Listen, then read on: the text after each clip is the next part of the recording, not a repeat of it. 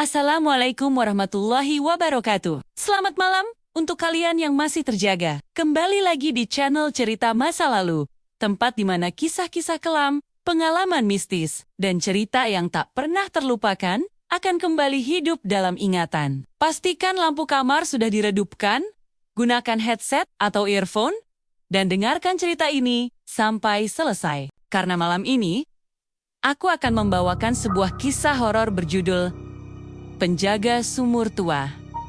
Cerita ini bermula di sebuah desa kecil yang berada jauh dari pusat kota. Desa itu terlihat biasa saja di siang hari. Sawah membentang luas, rumah-rumah kayu berdiri rapat, dan anak-anak bermain tanpa rasa takut. Namun, saat malam tiba, desa itu berubah menjadi tempat yang sunyi dan menyesakkan. Di tengah desa terdapat sebuah sumur tua. Sumur itu sudah ada sejak zaman penjajahan Belanda. Dindingnya terbuat dari batu bata usang. Lumut hijau menutupi hampir seluruh permukaannya.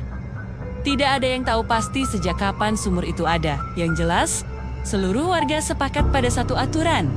Tidak boleh mendekati sumur itu setelah maghrib.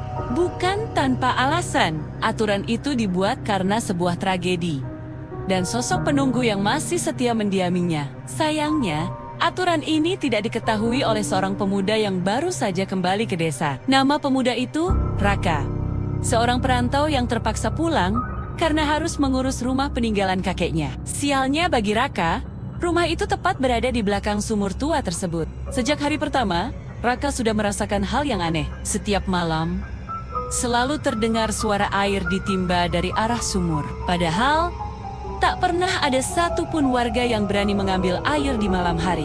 Awalnya Raka mengira itu hanya suara serangga atau imajinasinya sendiri. Mungkin decit bambu yang tertiup angin atau suara jangkrik yang terdengar aneh. Namun, pada malam ketiga, suara itu terdengar sangat jelas. Krik, piur, seperti ember tua yang ditarik perlahan dengan tali yang sudah lapuk, lalu tercebur dengan keras ke dalam air. Raka memberanikan diri membuka jendela kamarnya. Bulan separuh menggantung di langit, menerangi area sumur dengan cahaya pucat yang membuat suasana semakin mencekam. Dan di sanalah Raka melihatnya. Sesosok perempuan berbaju putih kusam, berambut panjang menutupi seluruh wajahnya, berdiri tepat di bibir sumur. Tubuhnya diam tak bergerak, namun rambutnya bergerak pelan, seolah tertiup angin yang sama sekali tidak terasa. Raka membek, jantungnya berdebar kencang, dan keringat dingin mulai mengalir di punggungnya. Ia ingin berteriak, tapi suaranya seolah tercekat di tenggorokan. Saat itu juga, perempuan itu perlahan menoleh ke arah rumah Raka. Gerakannya patah-patah, seperti leher yang sudah lama tidak digerakkan. Bukan wajah yang terlihat dari balik rambutnya, melainkan dua lubang hitam pekat tempat seharusnya mata berada. Tanpa berpikir panjang, Raka langsung menutup jendela dan berlari menjauh. Ia mengunci diri di kamarnya, meringkuk di sudut sambil menahan napas. Sepanjang malam itu, ia tidak bisa tidur, dihantui oleh bayangan sosok mengerikan yang baru saja ia lihat. Keesokan harinya, dengan wajah pucat dan mata sembab, Raka menceritakan kejadian itu kepada seorang sesepuh desa. Wajah pria tua itu langsung berubah pucat pasi saat mendengar cerita Raka.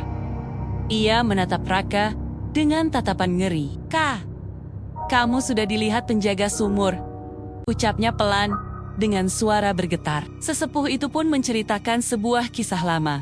Konon, puluhan tahun lalu, seorang perempuan muda mengakhiri hidupnya dengan melompat ke dalam sumur itu. Ia dituduh melakukan hal yang memalukan dan diasingkan oleh seluruh warga desa. Dalam keputusasaannya, ia memilih jalan pintas. Sejak saat itu, arwahnya tidak pernah pergi. Ia menjadi penjaga sumur tua yang penuh dendam. Dan siapapun yang melihat wujud aslinya akan terus diikuti, diteror, sampai nyawanya diambil sebagai pengganti. Sejak malam itu, hidup Raka berubah menjadi neraka. Ia sering sakit tanpa sebab yang jelas. Tubuhnya terasa lemas, wajahnya pucat seperti mayat, dan setiap kali ia mencoba tidur, ia selalu bermimpi berada di dasar sumur yang gelap dan lembab. Dalam mimpinya, perempuan itu berdiri di atas, di bibir sumur, menatap ke bawah sambil tersenyum. Senyuman tanpa wajah. Setiap malam, Jaraknya di dalam mimpi terasa semakin dekat. Hingga suatu malam, Raka terbangun karena suara bisikan tepat di telinganya. Airnya dingin. Suara itu basah dan parau, seolah keluar dari tenggorokan yang terendam air. Saat Raka membuka mata, ia merasakan hawa dingin yang luar biasa. Lantai kamarnya basah kuyup, jejak kaki berlumpur mengarah dari pintu ke tempat tidurnya. Dan di sudut kamar yang gelap, perempuan itu berdiri semakin dekat. Sejak malam itu, Raka tidak pernah terlihat lagi. Warga hanya menemukan rumahnya kosong, pintunya terbuka lebar dengan lantai yang basah dan berlumpur. Dan sumur tua itu kembali mengeluarkan bau amis yang menyengat, lebih pekat dari sebelumnya. Kini, jika kalian melewati desa itu saat malam hari, dan kebetulan mendengar suara air ditimba dari kejauhan, jangan pernah menoleh, jangan pernah mencoba mencari sumber suara itu. Karena bisa jadi, penjaga sumur tua sedang mencari pengganti berikutnya. Terima kasih sudah mendengarkan cerita malam ini di channel Cerita Masa Lalu. Jika kalian menyukai cerita ini, jangan lupa klik like, subscribe, dan bagikan ke teman-teman kalian. Aku pamit. Wassalamualaikum warahmatullahi wabarakatuh. Dan ingat, tidak semua sumur menyimpan air. Beberapa menyimpan arwah.